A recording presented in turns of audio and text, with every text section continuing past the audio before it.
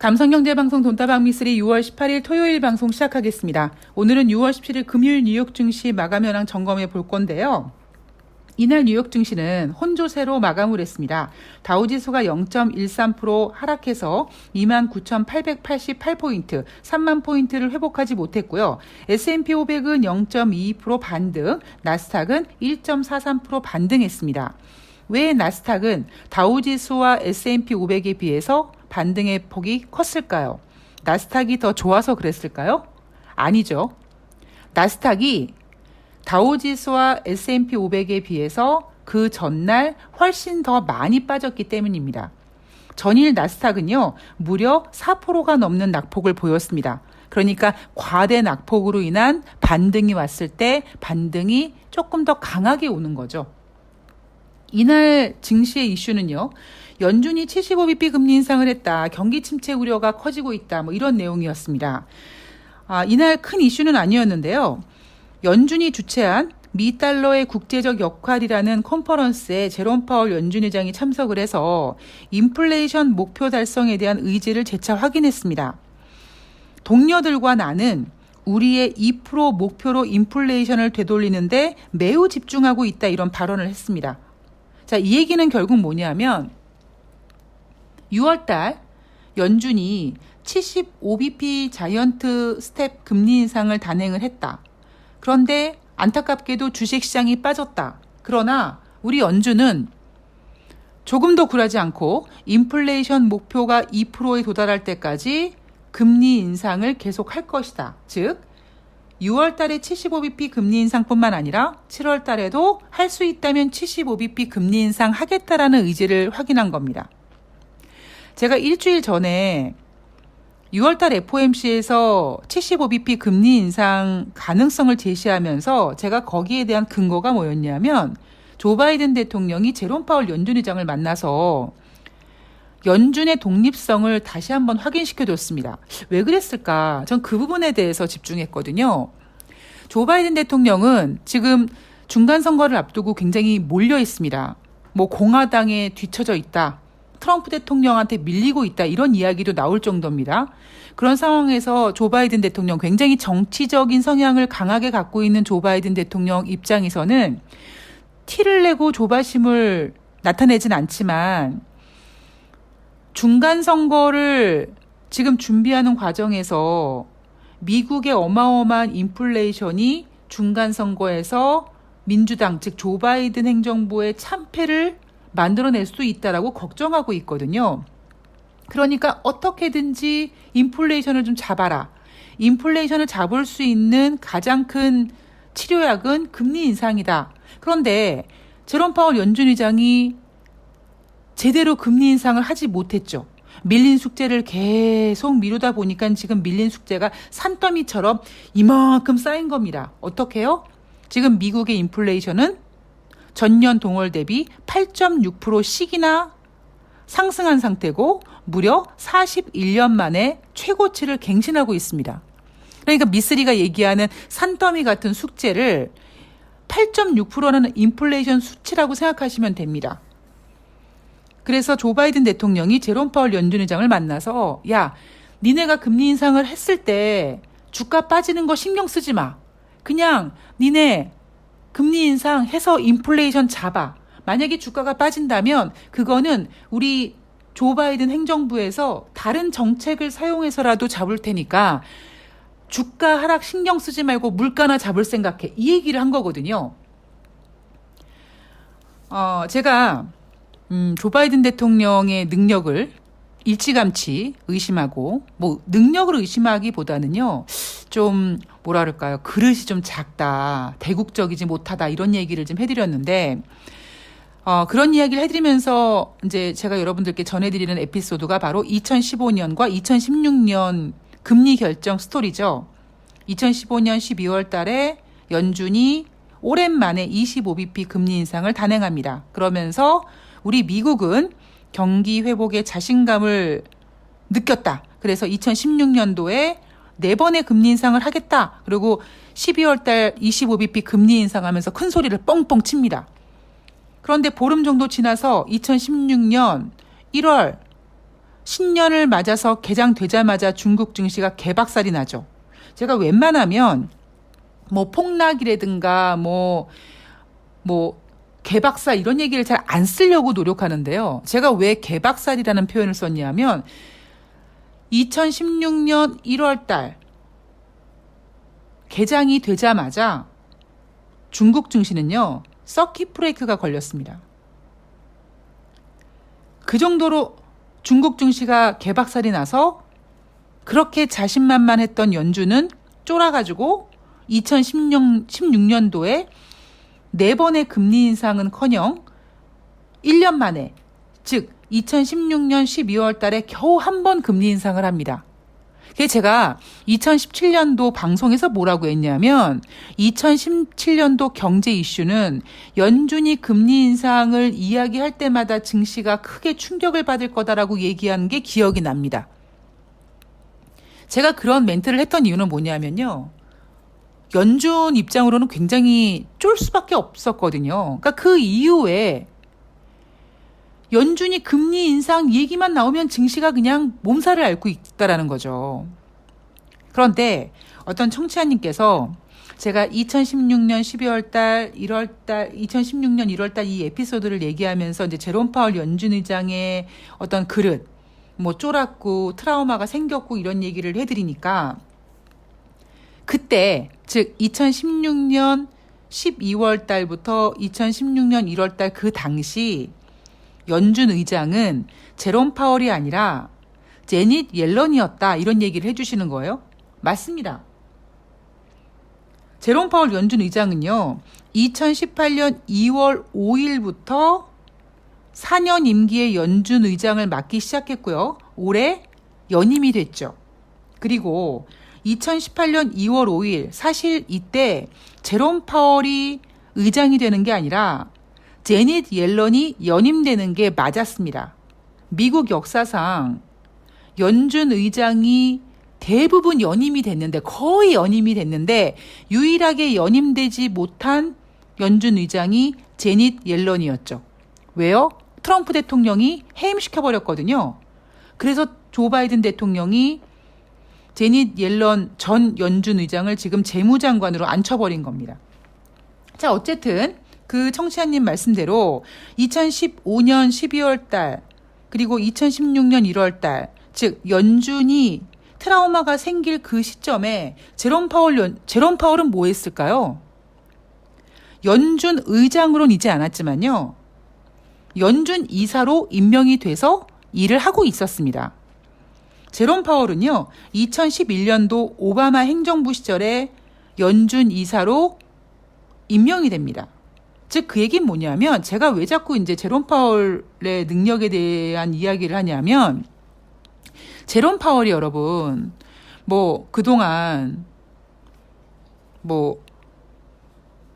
그러니까 주한대사라고 하나요? 주한대사로 임명받아서 한국에 있다가 다시 미국 가서 연방준비제도 의장이 된 게 아니잖아요. 그냥 그 조직에 있었습니다. 표도 있었고요. 그리고 제닛 옐런 전 연준 의장과 같이 일하면서 그 모든 상황을 같이 겪었던 겁니다. 그러면 2015년 12월 달에 미국이 오랜만에 금리 인상을 하고 2016년 1월 달에 중국 증시가 개폭락했을 때 제닛 옐런 전 연준 의장도 쫄고 충격받았겠지만 그 밑에서 같이 일을 하고 같이 투표권을 갖고 있었던 제롬 파월은 아무런 느낌이 없었을까요? 아마 똑같이 느꼈을걸요? 그때 금리를 결정하는 연준 의원들은요. 모두 트라우마를 갖고 있을 거라고 전 생각을 합니다. 우리가 한 조직에서 회사에서 대표이사가 있고 뭐 다른 이사들이 있는데 어떤 의사 결정을 했을 때 그 결정에 대한 리스크가 물론 발표를 하고 언론이라든가 이런 것에 자기들의 어떤 그 경영에 대해서 결정 지은 것에 대한 발표를 하는 건 대표이사지만 그 결정에 이르기까지는 다른 이사들, 다른 임직원들도 그 회의에 동참하고 같이 영향을 받지 않겠습니까? 그래서 제가 이제 그 당시 2015년, 2016년 연준 의장은 제롬 파월이 아니었지만 이미 제롬 파월은 그때 연준 이사로 그 모든 상황을 같이 겪고 있었거든요. 그러니까 트라우마가 생길 수밖에 없는 거죠. 예, 그런 부분을 좀 제가 설명을 좀 드리고 싶었습니다. 자, 경제 지표를 보면은요. 5월달 미국의 산업 생산 4월달에 1.4% 상승했다라고 했는데 이번 5월달은 0.2%밖에 상승하지 못했습니다. 자, 미국의 경제 지표는요. 길게는 3개월, 짧게는 2개월 전부터 꺾이기 시작했다라고 계속 말씀드리고 있습니다. 제가 제롬 파월 연준 의장에 대해서 물론 그러니까 제가 대놓고 지금 뭐 제롬 파월 연준 의장만 얘기하는 게 아니라 금리를 결정하는 그 연방준비제도의 투표권을 갖고 있는 인물들, 그 인물을 모두 싸잡아서 얘기를 하고 있는 건데요. 저는 이런 생각을 한번 해보는 거죠. 지난 금요일, 딱 일주일 됐네요. 지난주 금요일 발표된 5월달 미국의 소비자 물가지수가 전년 동월 대비 8.6% 상승한 성적표를 내놓으면서 지난 3월달에 기록했던 8.4인가요? 그거보다 훨씬 더 높은 수치로 신고가를 기록했죠. 최고가를 갱신했습니다. 글쎄 제가 어떤 생각이 들었냐면 방송에서도 제가 최근 들어 많이 말씀드리지만 인생이나 주식이나 한쪽 방향으로만 계속 가는 게 없다. 길게는 3개월, 짧게는 2개월 전부터 미국 경제 지표가 꺾이기 시작했는데 어떤 지표는 3월달, 4월달, 5월달 이렇게 내리 경제 지표가 전월 대비 부진하고 전월 대비 부진하고 전월 대비 부진하게 나올 수 있지만 그중에 어떤 지표는 3월달부터 성적표를 봤을 때 전월 대비 부족했고 전월 대비 부진했지만 이번에는 오히려 전월 대비 살짝 높게 나오는 지표도 있을 거다. 제가 이런 얘기 계속 해드리잖아요. 즉 그 얘기는 뭐냐면 저는 8.6%라는 그 인플레이션 지표가 꺾이기 시작한 가운데 살짝 나타난 반등세라고 보고 있습니다. 그런데 신고가를 갱신하다 보니까 연준이 쫄아서 이번에 과격한 금리 인상을 한 거다라고 생각하고 있는 거죠. 그래서 저는 일찌감치 75bp 금리 인상을 하는 이유가 8.6%라는 경제 지표를 보고 너무 쫄았고 그러니까 결국 너무 과도한 금리 인상을 하게 된 거고 결국 8.6%라는 그 과도한 금리 인상이 경기 침체 우려를 불러일으킬 거고 그런 이야기로 제가 지난주 시황을 계속 말씀을 드렸습니다. 이날 금요일 뉴욕 증시가 혼조세였고 3만 포인트를 회복하지 못했습니다. 글쎄요, 아마 내일 과연 국내 증권사든 뉴욕 증권 전문가들이 어떤 전망을 내놓을지 모르겠습니다만 꽤 부정적인 전망을 내놓을 가능성이 높습니다. 일주일 전만 해도 다음 주 증시 전망 2750포인트를 예상했던 국내 증권사들이 증시가 크게 하락하자 국내 코스피 지수 2400포인트가 바닥이다. 2400도 깰 수 있다. 이런 전망으로 바로 수정을 했거든요. 그리고 지난주 금요일 그러니까 17일 금요일 뉴욕 증시도 뭐 제대로 반등다운 반등을 하지 못했고 지금 증시 이슈들이 그닥 그렇게 상승시킬 만한 요인이 없다 보니까 제가 지금 토요일 날 예상컨대 다음 주 증시 전망은 꽤 보수적으로 나올 가능성이 높다고 생각을 합니다. 근데 저는 제가 이제 월 시황을 말씀드리면서 원래는 5월달 증시가 안 좋고 6월달에 증시가 괜찮을 거라고 봤다가 6월달에 증시가 좋을 것 같았던 그 증시 분위기가 5월달로 땡겨 쓰는 갑을 해버리는 바람에 6월달 증시가 안 좋을 거라고 제가 여러분들께 사과드리면서 이제 그 시황을 수정하지 않았습니까? 그럼 이 지경이 되면은요. 아마 7월달 증시 전망 부진하게 그러니까 내놓을 가능성이 높습니다. 국내 증권사며 월가며 7월달 증시 안 좋을 것 같다. 왜냐하면 연준이 75bp 금리 인상 또 할 거고 이렇게 기타 등등 이야기를 할 것 같은데 저는 제가 앞에서도 한번 말씀드렸지만 조 바이든 대통령이 연준의 독립성을 다시 한번 인정해 줬던 이유가 뭐냐면 니네는 금리 인상해. 금리 인상으로 인해서 주가가 크게 빠지면 내가 무언가를 할게. 라고 했을 때 연준이 75bp 금리 인상을 해서 주가가 빠졌다. 그런데 인플레이션은 잡히지 못했다. 그럼 마치 조 바이든 대통령은 내가 이 모든 문제를 해결할 수 있는 슈퍼 히어로야 라는 뭔가 카드를 내놔야 되거든요. 과연 그 카드가 무엇일까? 저는 중국 관세 폐지한다라는 거 지난번에도 말씀드렸지만 뭐 몇 주 내에 결과가 나올 것이라고 했으니까 이 결과를 내놓을 것 같고요. 그리고 이제 러시아 디폴트 같은 경우에는 지금 러시아가 굉장히 지금 나대고 있죠. 예. 그런데 러시아는 디폴트가 된 상태입니다. 공식적으로 지금 확인이 안 된 건데 러시아는 돈이 없어서 디폴트가 된 게 아니에요. 미국이 고의적으로 디폴트를 시켜버렸습니다. 왜? 미국이 러시아를 디폴트 시켜버리면 당장 러시아의 신용등급이라든가 이런 것들이 정크 수준으로 떨어져 버리고 그러면 러시아 내 어떤 경제라든가 이런 것들이 굉장히 안 좋아지거든요. 그러면서 이제 러시아 국민들의 어떤 분노와 그 열받음을 분출해서 푸틴 대통령을 공격하게 만드는 저는 이런 전략이 아닐까 생각을 하거든요. 그래서 여러분 조 바이든 대통령이 그렇게 호락호락한 사람이 아닙니다. 그 사람이 굉장히 정치적으로 머리가 돌아가는 사람이기 때문에 분명히 주식시장이 이대로 무너지는 걸 놔두지 않을 겁니다. 제가 앞에서도 말씀드렸듯이 중국의 관세 일부 폐지한다. 물론 이것도 정치적으로 역풍을 맞이할 수 있습니다. 그런데 제가 만약에 조 바이든 대통령이라면요. 트럼프 대통령이 괜히 쓸데없이 중국 공격한다 그래가지고 관세 부과해서 결국 그 관세는 고스란히 미국 국민들이 피해를 보게 되고 그 피해가 지금 인플레이션을 이렇게까지 만들어 놓은 것이다. 라고 하면 중국의 관세 일부 철회하는 거 명분이 되죠. 그래서 저는 다우지수 3만 포인트를 만들 수 있는 재료가 무엇일까? 중국의 관세 일부를 철회할 것이다. 그리고 이 얘기는 지난번에 제니 옐런 재무장관이 굉장히 신중하게 지금 계획하고 있고 조만간 몇 주 내에 발표할 거다라는 힌트를 주기도 했습니다.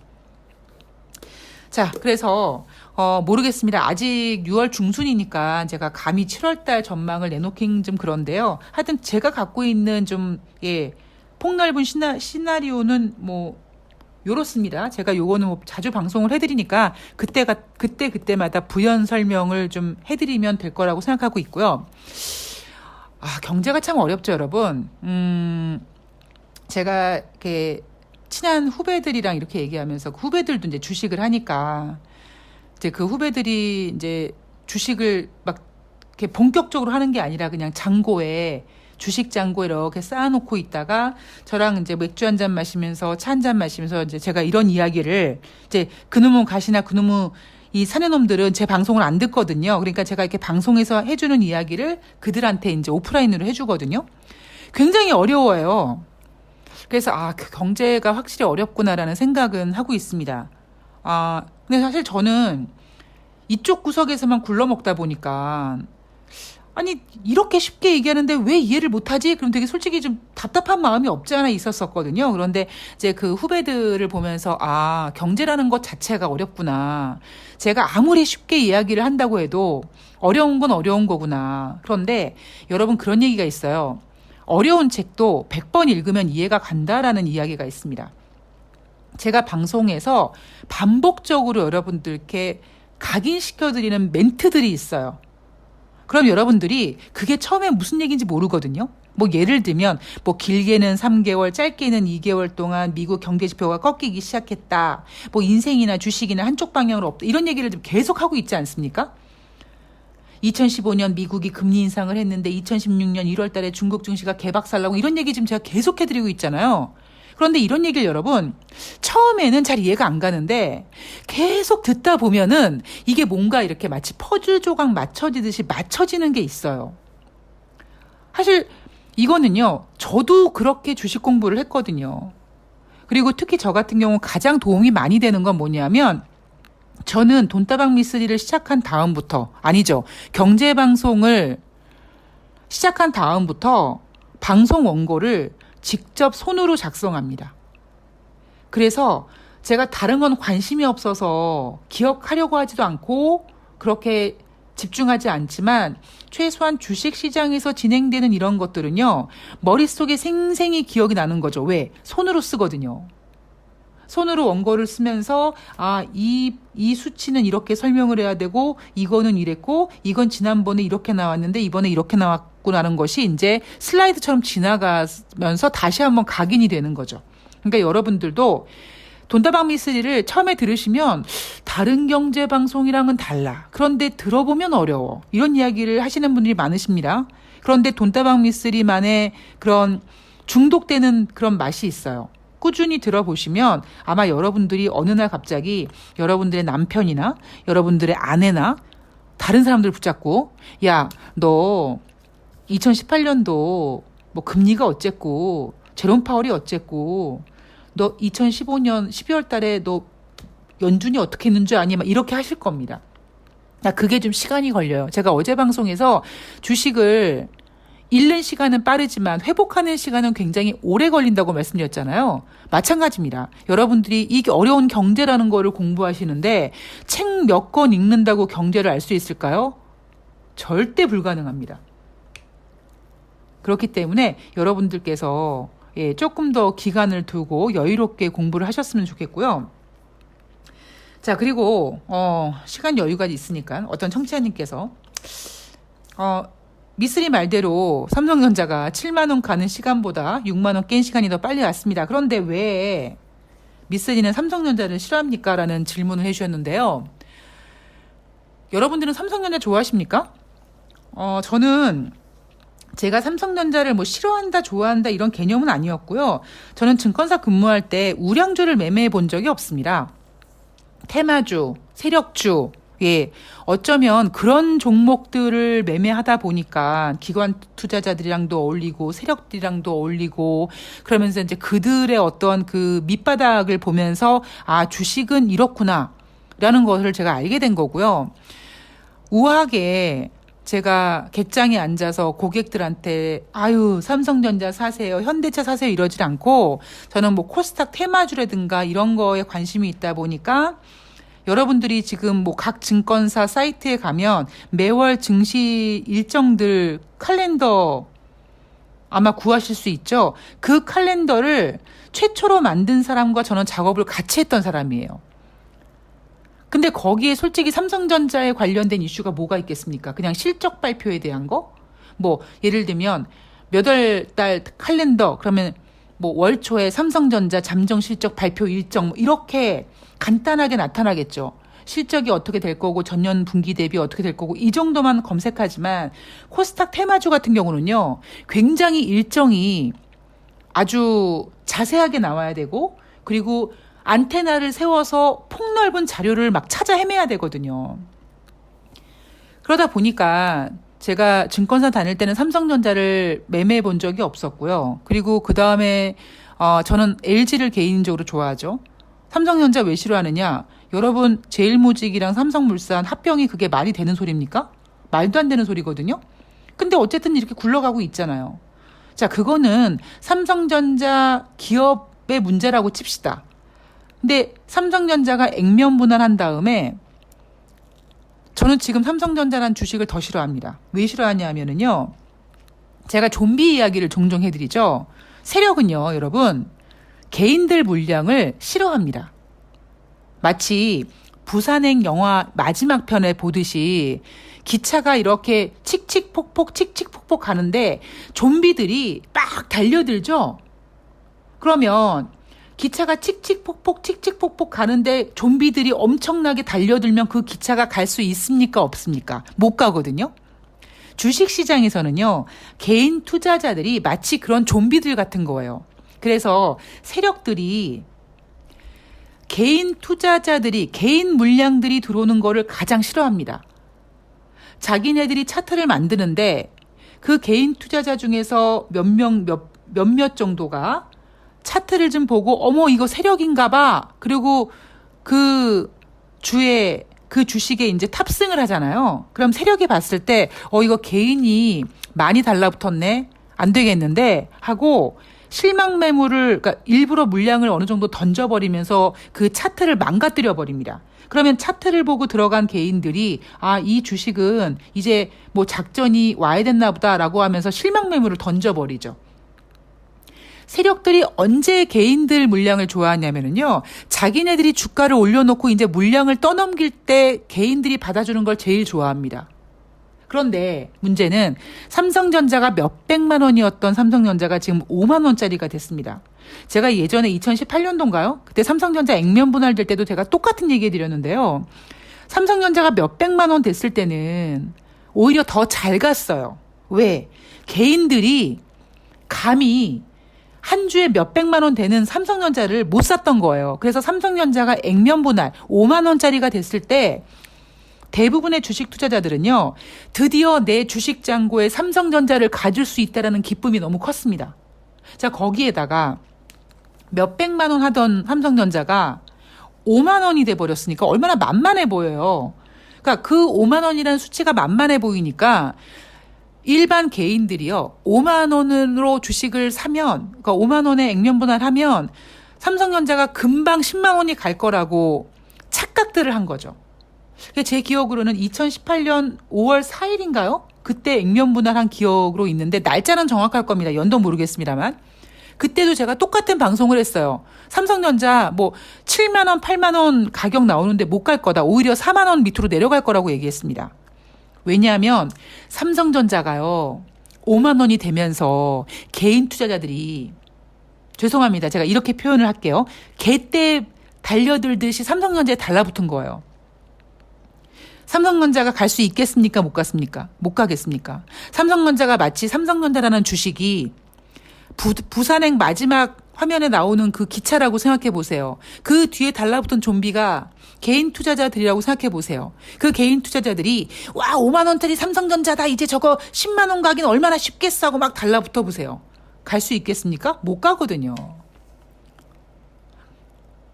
그래서 제가 지난주에 어떤 분이 삼성전자 65,800원대, 삼성전자 7만 원 언제 가겠습니까? 라고 했을 때 6만 원 깰 수 있는 시간이 더 빨리 올 거라고 한 얘기가 뭐냐면, 지금 삼성전자는요, 개인들이 너무 많이 들어가 있어요. 그럼 그 개인들이요, 주가 지수가 빠지면 버틸 수 있습니까? 물론 그 삼성전자를 매수한 개인들 중에서 장기 투자적으로 보는 사람들도 있겠지만, 예전에 삼성전자가 몇백만 원이었을 때보다 지금 가격에 삼성전자는요, 단타를 노리는 개인들이 더 많이 들어가 있습니다. 만약에 제가 삼성전자를 매매한다면, 제가 지금 삼성전자 5만 원 밑에, 그러니까 5만 원짜리 5만 전자가 됐으니까 미쓰리가 삼성전자 사가지고 10만 원 갈 때까지 제가 있겠습니까? 제 스타일에? 그렇게 못 있거든요. 삼성전자 사가지고 5% 되면 팔아버리겠죠. 지금 삼성전자에 그런 물량들이 너무 많이 생긴 겁니다. 그래서 저는 삼성전자를 싫어하는 겁니다. 왜? 미쓰리 왜 그렇게 단타해도 되잖아. 그렇게 단타 칠 거면요, 다른 코스닥 종목들, 더 좋은 종목들 겁나 많아요. 괜히 굳이 그렇게 좋아하지 않는 종목을 사고 싶지 않습니다. 제가 안 사는 종목 중에, 업종 중에 증권업이 있거든요. 증권업은 저는 제가 이 증권주를 사서 돈을 먹어본 적이 거의 한 번도 없습니다. 수많은 매매를 해보고 코스피, 코스닥 전 종목을 다 매매를 해봤던 저지만 증권주에서 한 번도 수익을 내본 적이 없어요. 그리고 저는 증권주 같은 경우에는 우리사주를 받아서 제가 개폭락, 개손해를 봤던 적도 있어서 증권주에 대한 약간 안 좋은 그 추억이 있습니다. 그게 제가 싫어하는 업종이 증권주, 증권업, 그리고 삼성전자 싫어하는 겁니다. 네, 궁금증이 풀리셨으면 다행입니다. 자, 오늘 주말 제가 뭐 시간이 좀 남아서 좀 널널한 수다를 좀 떨어봤는데요. 내일 방송에서 다가오는 한 주 동안 또 우리 투자자분들이 어떤 전략을 세워야 될지 준비해 오도록 하겠습니다. 변기에 앉아서 침대에 누워서 재미있는 영화를 보면서도 제가 놓치는 이슈가 있지 않을까, 혹시 잘못 체크한 이슈가 있지 않을까 꼼꼼히 생각하고 고민하고 정리해서 내일 방송에서 찾아뵐게요. 오늘 좋은 하루 되시고요. 고맙습니다.